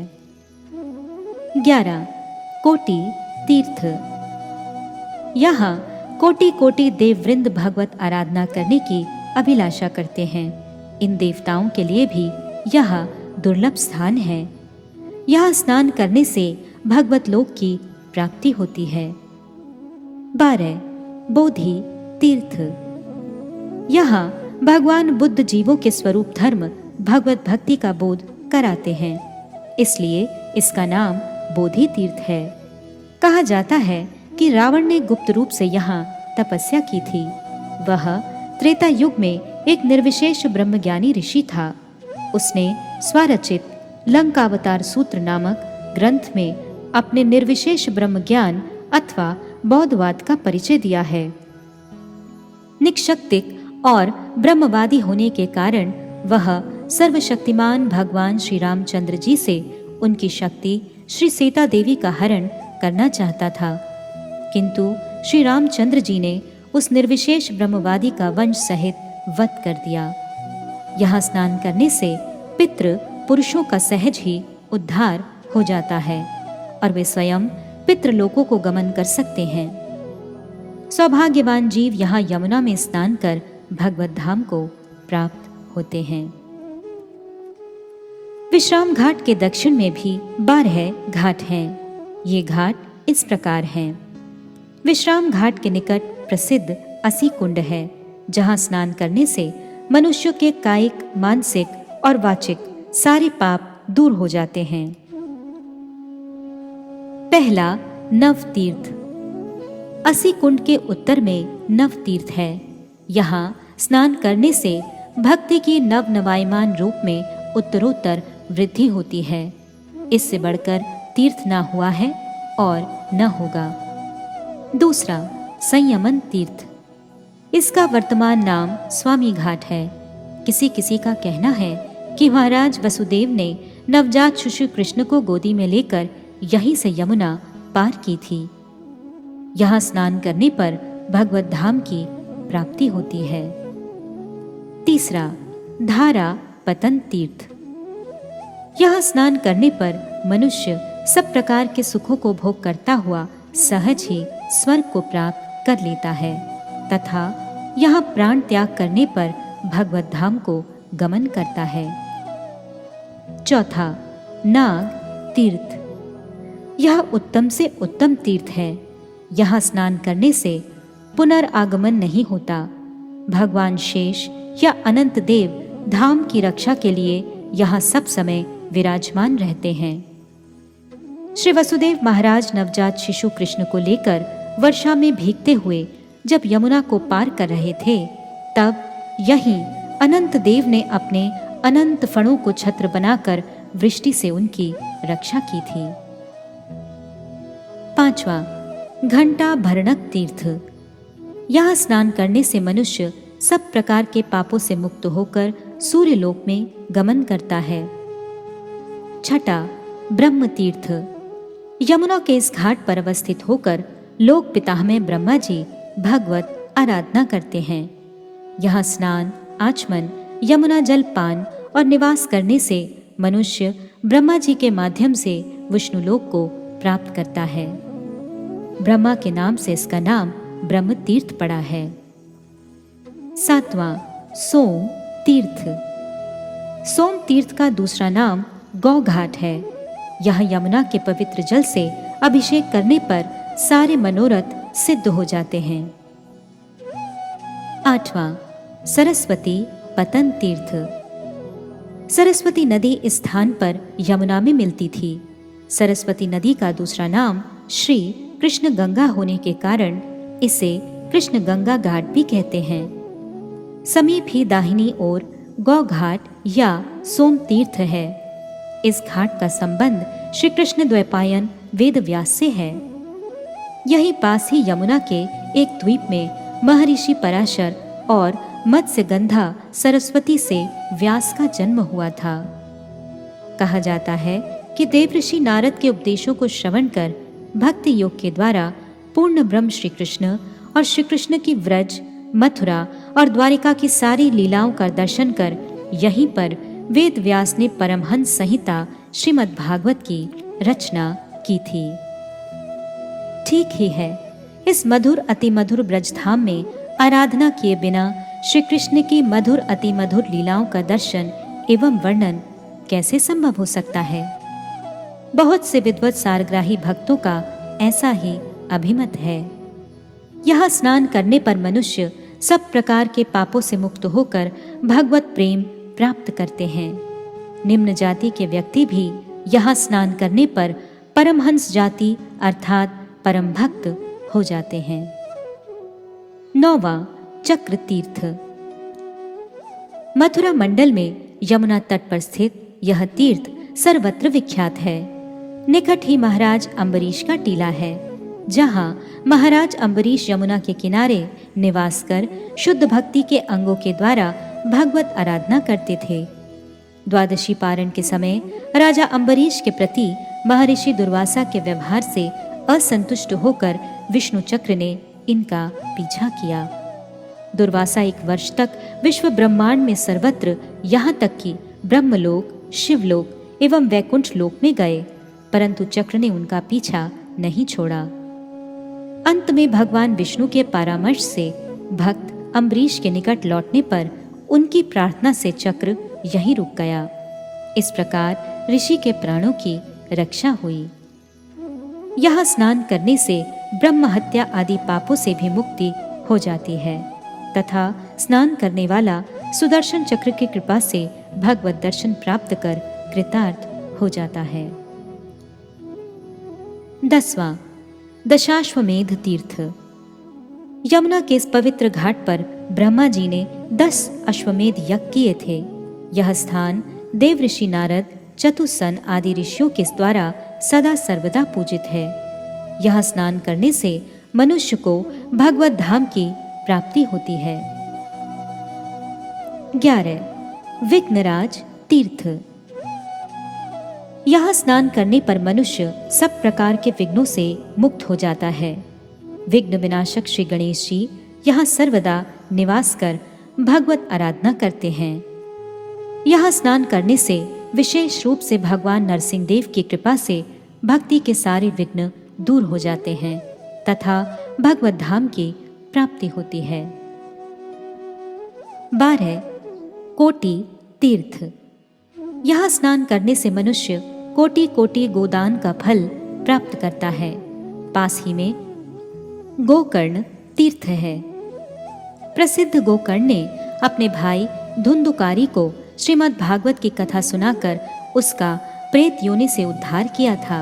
उन्हीं गोकर्ण की भगवत आराधना का यह स्थल है। मथुरा परिक्रमा में दर्शनीय स्थान। उपरोक्त वर्णित 24 घाटों के अतिरिक्त मथुरा की पंचकोसी परिक्रमा के अंतर्गत निम्नलिखित दर्शनीय स्थान हैं। विश्राम घाट से परिक्रमा आरंभ करने पर सर्वप्रथम पिप्पलेश्वर महादेव का दर्शन होता है। पिप्पलेश्वर महादेव मथुरा के 4 क्षेत्रपालों में से एक हैं। ये मथुरापुरी के पूर्व दिशा में विश्राम घाट के निकट स्थित हैं तथा मथुरा क्षेत्र की सदा रक्षा करते हैं। तदनंतर वेणी माधव, रामेश्वर, दाऊजी, मदन मोहन, तंदुक तीर्थ, सूर्यघाट, ध्रुव टीला का दर्शन कर सप्तऋषि टीले पर अत्रि, मारीची, क्रतु, अंगिरा, गौतम, वशिष्ठ, पुलत्स्य का दिव्य दर्शन है। ये सप्तऋषि मथुरा धाम में इसी स्थान पर रहकर भगवान श्री कृष्ण की आराधना करते हैं। बलि महाराज का टीला। यहाँ बलि महाराज और वामन देव जी का दर्शन है। बलि महाराज ने यहाँ भगवान वामन देव की आराधना की थी। अक्रूर भवन। कुछ आगे बढ़ने पर अक्रूर जी का भवन है। अक्रूर जी कृष्ण बलदेव को मथुरा में अपने इसी वास स्थल पर लाना चाहते थे, किंतु कृष्ण और बलदेव कंस को मारने के पश्चात वहां आने का वचन देकर अपने पिता श्री नंद बाबा के पास मथुरा की सीमा पर ठहर गए थे। कुब्जा कूप। मथुरा भ्रमण के समय श्री कृष्ण बलराम यहीं पर कंस की दासी कुब्जा से मिले थे। कुब्जा ने प्रीति पूर्वक श्री कृष्ण बलराम के अंगों में अंगराग सुशोभित किया था। श्री कृष्ण ने देखते ही देखते उसकी कमर और ठोड़ी को अपने हाथों से स्पर्श कर उसे अप्सरा जैसी परमा सुंदरी किशोरी के रूप में परिणित कर दिया। कुब्जा ने काम भरी लजीली आंखों से उनकी ओर देखकर उन्हें अपने घर ले जाना चाहा, किंतु श्री कृष्ण अपना कार्य पूर्ण होने पर पीछे आने का वचन देकर चले गए। कंस वध के पश्चात कृष्ण ने उद्धव जी के साथ उसके इसी निवास स्थान पर कुछ समय के लिए उपस्थित होकर उसका मनोरथ पूर्ण किया। रंगभूमि एवं श्री रंगेश्वर महादेव। मथुरा के दक्षिण में श्री रंगेश्वर महादेव जी क्षेत्रपाल के रूप में अवस्थित हैं। भोज कुलांगार महाराज कंस ने श्री कृष्ण और बलदेव को मारने का षड्यंत्र कर इस तीर्थ स्थान पर एक रंगशाला का निर्माण करवाया। अक्रूर के द्वारा छलकर श्री नंद गोकुल से श्री कृष्ण बलदेव को लाया गया। श्री कृष्ण और बलदेव नगर भ्रमण के बहाने ग्वाल बालों के साथ लोगों से पूछते पूछते इस रंगशाला में प्रविष्ट हुए। रंगशाला बहुत ही सुंदर सजाई गई थी। सुंदर सुंदर तोरण द्वार पुष्पों से सुसज्जित थे। सामने शंकर का विशाल धनुष रखा गया था। मुख्य प्रवेश द्वार पर मतवाला कुबलिया पीढ़ हाथी झूमते हुए बस इंगित पाने की प्रतीक्षा कर रहा था, जो दोनों भाइयों को मारने के लिए भली भांति सिखाया गया था। रंगेश्वर महादेव की छटा भी निराली थी। उन्हें विभिन्न प्रकार से सुसज्जित किया गया था। रंगशाला के अखाड़े में चाणूर, मुष्टिक, शल, तोशलादि बड़े बड़े भयंकर पहलवान दंगल के लिए प्रस्तुत थे। महाराज कंस अपने बड़े बड़े नागरिकों तथा मित्रों के साथ उच्च मंच पर विराजमान था। रंगशाला में प्रवेश करते ही श्री कृष्ण ने अनायास ही धनुष को अपने बाएं हाथ से उठा लिया। पलक झपकते ही सबके सामने उसकी डोरी चढ़ा दी तथा डोरी को ऐसा खींचा कि वह धनुष भयंकर शब्द करते हुए टूट गया। धनुष की रक्षा करने वाले सारे सैनिकों को दोनों भाइयों ने अनायास ही मार गिराया। कुआलिया पीड़ का वध कर श्री कृष्ण ने उसके दोनों दांतों को उखाड़ लिया और उससे महावत एवं अनेक दुष्टों का संहार किया। कुछ सैनिक भाग खड़े हुए और महाराज कंस को सारी सूचनाएं दी तो कंस ने क्रोध से दांत पीसते हुए चाणूर मुष्टिक को शीघ्र ही दोनों बालकों का वध करने के लिए इंगित किया। इतने में श्री कृष्ण एवं बलदेव अपने अंगों पर खून के कुछ छींटे धारण किए हुए हाथी के विशाल दांतों को अपने कंधे पर धारण कर सिंह शावक की भांति मुस्कुराते हुए अखाड़े के समीप पहुंचे। चाणूर और मुष्टिक ने भंगी पूर्वक उन दोनों भाइयों को मल्ल युद्ध के लिए ललकारा। नीति विचारक श्री कृष्ण ने अपने समान आयु वाले मल्लों से लड़ने की बात कही, किंतु चाणूर ने श्री कृष्ण को और मुष्टिक ने बलराम जी को बड़े तर्क से महाराज कंस का मनोरंजन करने के लिए ललकारा। श्री कृष्ण बलराम तो ऐसा चाहते ही थे। इस प्रकार मल्ल युद्ध आरंभ हो गया। वहां पर बैठी हुई पुर स्त्रियां उस अनीतिपूर्ण मल्ल युद्ध को देखकर वहां से उठकर चलने को उद्यत हो गईं। श्री कृष्ण की रूप माधुरी का दर्शन कर कहने लगी, अहो, सच पूछो तो ब्रजभूमि ही परम पवित्र और धन्य है। वहां परम पुरुषोत्तम मनुष्य के वेश में छिपकर रहते हैं। देवादिदेव महादेव शंकर और लक्ष्मी जी जिनके चरण कमलों की पूजा करती हैं, वे ही प्रभु वहां रंग बिरंगे पुष्पों की माला धारण कर गौओं के पीछे पीछे सखाओं और बलराम जी के साथ बांसुरी बजाते और नाना प्रकार की क्रीड़ाएं करते हुए आनंद से विचरण करते हैं। श्री कृष्ण की इस रूप माधुरी का आस्वादन केवल व्रजवासियों एवं विशेषकर गोपियों के लिए ही सुलभ है। वहां के मयूर, शुक, सारी गौएं, बछड़े तथा नदियां सभी धन्य हैं। वे स्वच्छंद रूप से श्री कृष्ण के विविध प्रकार की माधुरियों का पान करके निहाल हो जाते हैं। अभी वे ऐसी चर्चा कर ही रही थीं कि श्री कृष्ण ने चाणूर और बलराम जी ने मुष्टिक को पछाड़कर उनका वध कर दिया। तदनंतर कूट, शल, तोशल आदि भी मारे गए। इतने में कंस ने क्रोधित होकर श्री कृष्ण, बलदेव और नंद वसुदेव सबको बंदी बनाने के लिए आदेश दिया, किंतु सबके देखते ही देखते बड़े वेग से उछलकर श्री कृष्ण उसके मंच पर पहुंच गए और उसकी चोटी पकड़कर नीचे गिरा दिया तथा उसकी छाती के ऊपर कूद गए, जिससे उसके प्राण पखेरु उड़ गए। इस प्रकार सहज ही कंस मारा गया। श्री कृष्ण ने रंगशाला में बड़े ही रंग से अनुचरों के साथ कंस का उद्धार किया। कंस के पूजित शंकर जी इस रंग को देखकर कृतकृत्य हो गए, इसलिए उनका नाम श्री रंगेश्वर हुआ। यह स्थान आज भी कृष्ण की इस रंगमय लीला की पताका फहरा रहा है। श्रीमद् भागवत के अनुसार तथा श्रील विश्वनाथ चक्रवर्ती पाद के विचार से कंस का वध शिवरात्रि के दिन हुआ था, क्योंकि कंस ने अक्रूर को एकादशी की रात अपने घर बुलाया तथा उससे मंत्रणा की थी। द्वादशी को अक्रूर का नंद भवन में पहुंचना हुआ। त्रयोदशी को नंदगांव से अक्रूर के रथ में श्री कृष्ण बलराम मथुरा में आए। शाम को मथुरा नगर भ्रमण तथा धनुष यज्ञ हुआ था। दूसरे दिन अर्थात शिव चतुर्दशी के दिन कुवालिया पीड़, चाणूर, मुष्टिक एवं कंस का वध हुआ था।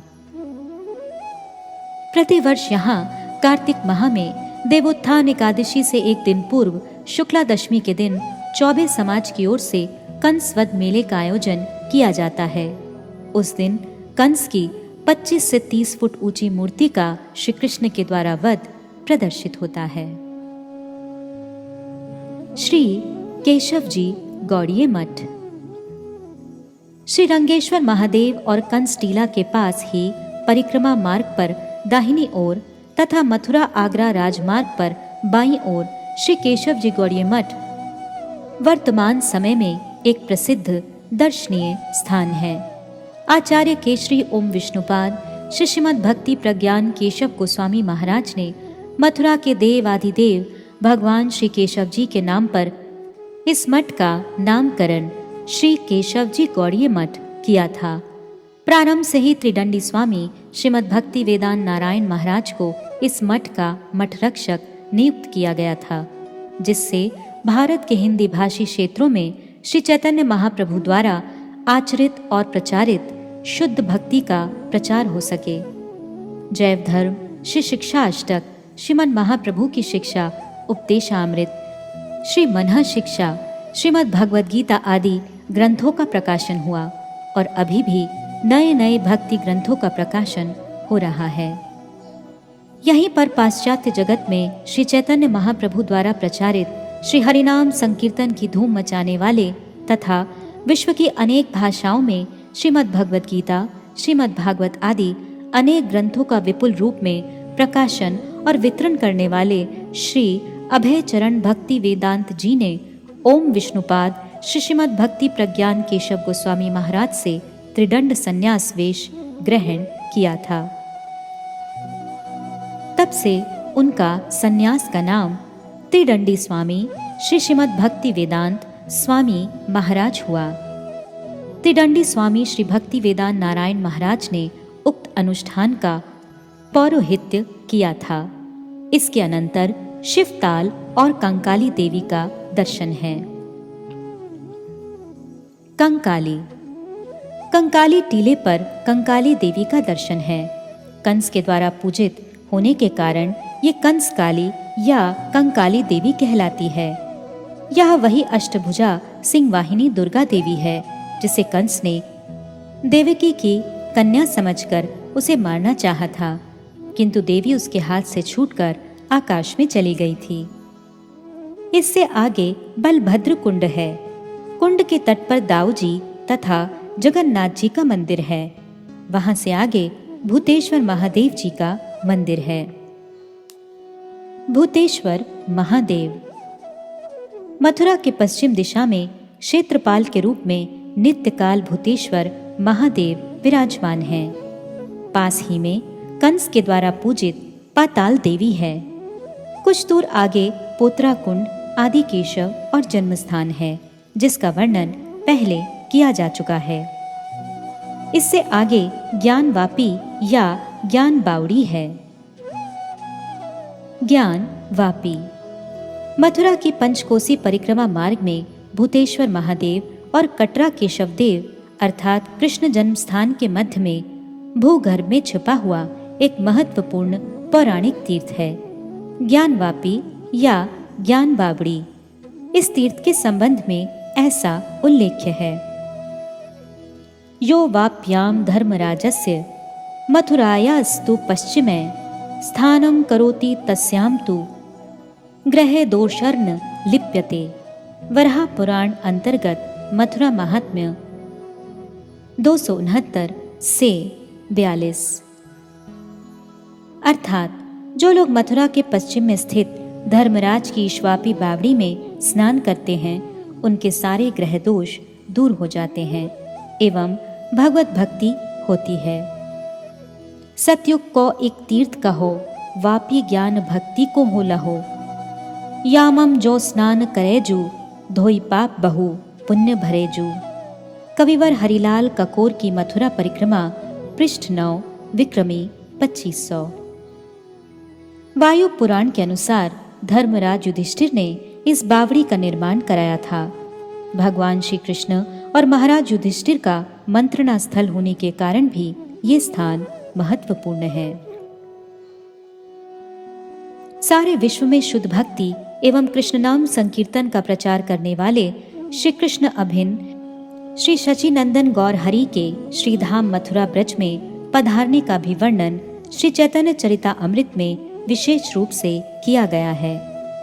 वे मथुरा में विश्राम घाट यमुना में स्नान कर श्री केशव देव के मंदिर में पधारे थे।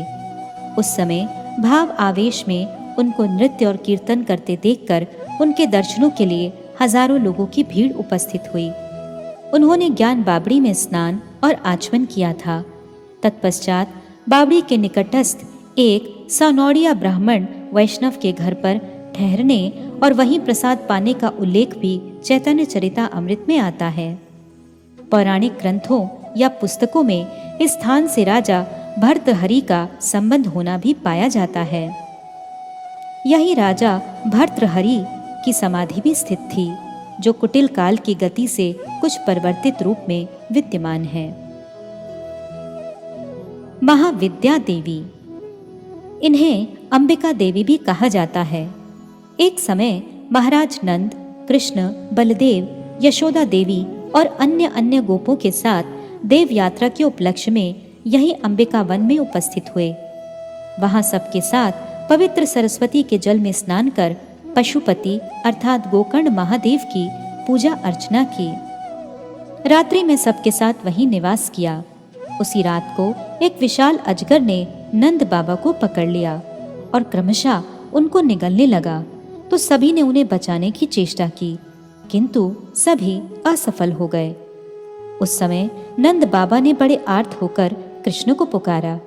बड़े आश्चर्य की बात हुई, ज्यों ही कृष्ण ने अपने पैरों से उसे स्पर्श किया, अजगर ने अपना विशाल सर्प शरीर त्याग कर सुंदर विद्याधर के रूप में खड़े होकर श्री कृष्ण को प्रणाम किया। श्री कृष्ण के द्वारा पूछे जाने पर उसने अपना परिचय बतलाया कि पहले मैं सुदर्शन नाम का विद्याधर था। मैंने कभी विमान से विचरण करते समय अंगीरस नामक कुरूप ऋषि को देखकर उनका उपहास किया था, जिससे उन्होंने मुझे सर्प योनि ग्रहण करने का अभिशाप दिया। आज वही अभिशाप मेरे लिए वरदान सिद्ध हुआ। मैं आपके चरण कमलों के स्पर्श से शाप मुक्त ही नहीं वरन परम कृतार्थ हो गया। वही स्थान महाविद्या देवी के रूप में प्रसिद्ध है।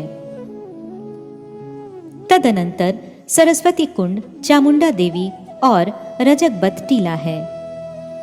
रजक बद मथुरापुरी भ्रमण करते समय यहीं पर श्री कृष्ण और बलदेव जी ने एक धोबी को देखा। वह कंस के वस्त्रों को धौत कर रंगने का भी काम करता था। श्री कृष्ण और बलदेव ने उसके पास सुंदर सुंदर वस्त्रों को देखकर उनमें से अपने लिए उपयुक्त वस्त्रों को मांगा, किंतु रजक ने श्री कृष्ण बलराम का उपहास करते हुए वस्त्रों को देने के लिए मना किया।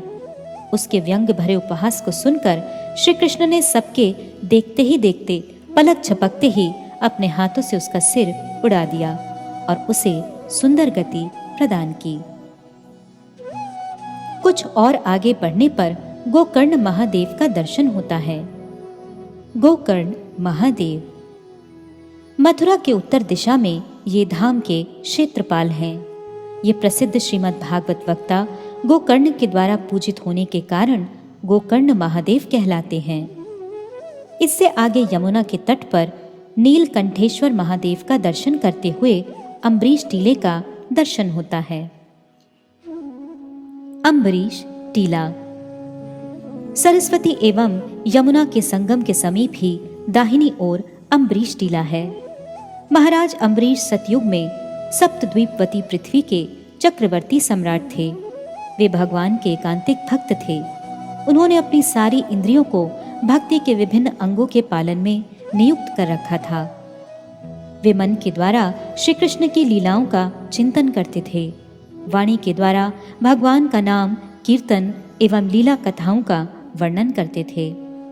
हाथों के द्वारा भगवान के श्री मंदिर का मार्जन करते, कानों के द्वारा भगवान की कथाओं का श्रवण करते, नेत्रों से श्री मुकुंद के श्री मंदिरों का दर्शन करते, घ्राणेंद्रियों से भगवत चरणों में अर्पित माल्य, चंदन आदि निर्माल्य की सुगंध ग्रहण करते, रसना के द्वारा भगवत अर्पित प्रसाद का सेवन करते तथा पैरों से भगवत धाम, तुलसी एवं श्री मंदिर आदि की परिक्रमा करते थे तथा एकादशी आदि हरिवासर तिथियों का पालन भी करते थे।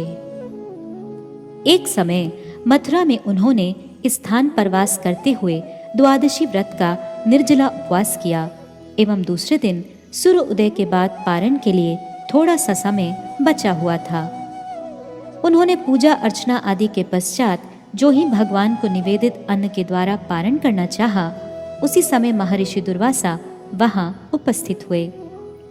महाराज ने आदर पूर्वक उन्हें भी व्रत का पारण करने के लिए निमंत्रित किया। महर्षि महाराज ने कहा, आपका निमंत्रण स्वीकार है, किंतु मेरे अभी कुछ नित्य कृत्य बाकी हैं। यमुना तट पर स्नान कर अपने कृत्य समाप्त कर अभी आ रहा हूँ, आप प्रतीक्षा करें। ऐसा कहकर वे यमुना की ओर चले गए। महर्षि दुर्वासा को लौटने में कुछ विलंब हो गया। इधर पारण का समय बीता जा रहा था। महाराज अम्बरीश ने ब्राह्मणों एवं सभासदों से परामर्श कर व्रत की रक्षा के लिए भगवत चरणामृत की एक बूंद ग्रहण कर ली। जब महर्षि दुर्वासा लौटे तो ये जानकर बड़े क्रोधित हुए कि महाराज ने उनकी प्रतीक्षा किए बिना ही व्रत का पारण कर लिया है। उन्होंने अपनी जटा उखाड़ ली और उसे जलती हुई कृत्या राक्षसी का रूप देकर अम्बरीश को भस्म करना चाहा। महाराज अम्बरीश दीनतापूर्वक हाथ जोड़े निर्भीक रूप से खड़े रहे, किंतु भक्तों के रक्षक सुदर्शन चक्र ने तत्क्षणात प्रकट होकर कृत्या को जलाकर भस्म कर दिया और महर्षि की ओर लपके। महर्षि दुर्वासा सिर पर पैर रखकर बड़ी तेजी से भू भुव स्वः आदि लोकों में इधर उधर प्राणों को बचाने के लिए भागे। ब्रह्मलोक एवं शिवलोक में भी गए, किंतु किसी ने भी उनकी रक्षा नहीं की। सर्वत्र ही उन्होंने भयंकर चक्र सुदर्शन को अपना पीछा करते देखा। अनंतर वैकुंठ लोक में नारायण के पास पहुंचकर त्राही त्राही पुकारने लगे। त्राही त्राही रक्ष माम। भगवान नारायण ने कहा, मैं भक्तों के पराधीन हूँ, मैं उनका हृदय हूँ और वे मेरे हृदय हैं। जिन्होंने घर बार, स्त्री, पुत्र, परिवार, धन संपत्ति आदि सब कुछ छोड़कर मेरी शरण ग्रहण की है, उनको मैं भला कैसे छोड़ सकता हूँ। आप शीघ्र भक्त अम्बरीश के पास लौटकर क्षमा मांगे। उनकी प्रार्थना से ही सुदर्शन चक्र शांत हो सकते हैं, अन्यथा नहीं। परम भागवत अम्बरीश महाराज 1 वर्ष तक दुर्वासा के कल्याण की कामना करते हुए वहीं प्रतीक्षा कर में खड़े रहे। वैकुंठ से लौटकर दुर्वासा ने अस्त व्यस्त होकर महाराज अम्बरीश से अपने प्राणों की भीख मांगी। अम्बरीश जी ने प्रार्थना कर सुदर्शन चक्र को शांत किया तथा महर्षि को आदरपूर्वक विविध प्रकार के सुस्वादु अन्न व्यंजनों से संतुष्ट किया। दुर्वासा जी महाराज अम्बरीश की महिमा देखकर आश्चर्यचकित हो गए। उन्होंने कहा, अहो, आज मैंने भगवान अनंत देव के भक्तों की अभूतपूर्व महिमा की उपलब्धि की। मुझ जैसे अपराधी की भी इन्होंने सदा मंगल की ही कामना की। यह केवल भगवत भक्तों के लिए ही संभव है। यह वही स्थान है। अम्बरीश टीला भक्त अम्बरीश की महिमा का आज भी साक्षी दे रहा है। पास ही यमुना के तट पर चक्र तीर्थ है, जहां महाराज अम्बरीश ने स्तव स्तुतियों के द्वारा चक्र को शांत किया था। कृष्ण गंगा और गौघाट के आगे कंस टीला, घंटा कर्ण एवं मुक्ति तीर्थ है। कंस किला कंस का निवास स्थान या उसका राजभवन था। किले का भाग्नावेश आज भी उसकी साक्षी दे रहा है। कंस किला और स्वामी घाट के पास में वसुदेव घाट के बीच में ब्रह्म घाट, वैकुंठ घाट और धारापतन है। तत्पश्चात असी कुंड या अस्कुंडा घाट और मणिकर्णिका घाट के पश्चात विश्राम घाट है। यहीं पर पंचकोसी मथुरा परिक्रमा समाप्त होती है। अंतर्ग्रही परिक्रमा में विश्राम घाट के दक्षिण में गताश्रम नारायण का मंदिर है। वर्तमान सती बुर्ज के पास ही दाहिनी ओर गली में चर्चिका देवी का दर्शन है। रंगेश्वर मंदिर के पास पूर्व की ओर सप्त सामुद्री कूप है। जंक्शन स्टेशन जाने वाले राजमार्ग पर रेल लाइन के नीचे शिवताल है। वहीं से मधुवन जाने का रास्ता भी है। भरतपुर दरवाजे के समीप ही दीर्घ विष्णु का मंदिर है। दीर्घ विष्णु। जिस समय श्री कृष्ण गोप सखाओं एवं श्री बलदेव के साथ रंगभूमि में जा रहे थे, उसी समय श्री दाम आदि सखाओं ने सखा कृष्ण से पूछा, सखे, तुम रंगभूमि में जा रहे हो, इतने सुकोमल और नन्हे शरीर से महाबलवान कंस को कैसे मारोगे? श्री कृष्ण ने शंख चक्र गदा पद्म धारण किए हुए अपने दीर्घ स्वरूप को दिखलाया। तब सखाओं को यह विश्वास हुआ कि उनका कन्हैया नारायण की कृपा से सब कुछ कर सकता है। कभी कभी इसमें नारायण का आवेश भी होता है। तब वे नृत्य करते हुए श्री कृष्ण के साथ आनंद पूर्वक रंगशाला की ओर चले। मथुरा देवी। दीर्घ विष्णु के समीप ही पूर्व की ओर एक गली में मथुरा देवी का दर्शन है। मथुरा देवी का श्री यमुना जी से बड़ा ही प्रीतिपूर्वक सखी का संबंध है। दोनों मिलकर अपने प्रभु श्री कृष्ण की सेवा करती हैं। इन्हें मथुरा की अधिष्ठात्री देवी कहा जाता है। श्री पद्मनाभ जी। उसी गली से होकर पूर्व की ओर जाने पर भगवान श्री पद्मनाभ का चौबेयापाड़ा में मंदिर है। गर्भोदशाई भगवान पद्मनाभ के नाभि स्थल से निकली हुई कमल डंडी से निसृत पद्म के ऊपर लोक पितामह ब्रह्मा जी का जन्म होता है और उन्हीं की कृपा से वैराज ब्रह्मा जी स्थूल ब्रह्मांड की सृष्टि करते हैं। आदि वराह का मंदिर। आगे बढ़ने पर वर्तमान द्वारिकाधीश मंदिर के पीछे माणिक चौक में वराह जी के 2 मंदिर हैं। एक में कृष्ण वराह मूर्ति और दूसरे में श्वेत वराह मूर्ति का दर्शन है। ब्राह्म कल्प के स्वयंभू मनवंतर में ब्रह्मा जी की नासिका छिद्रों में से कृष्ण वराह का जन्म हुआ था। ये चतुष्पाद वराह मूर्ति थे। इन्होंने रसातल से पृथ्वी देवी को अपने दांतों पर रखकर उद्धार किया था। चाक्षुष मनवंतर में समुद्र के जल से श्वेत वराह का आविर्भाव हुआ था। उनका मुखमंडल वराह के समान और नीचे का अंग मनुष्य का था। इन्हें नर वराह भी कहते हैं। इन्होंने हिरण्याक्ष का वध और पृथ्वी का उद्धार किया था। सतयुग के प्रारंभ में कपिल नामक एक ब्राह्मण ऋषि थे।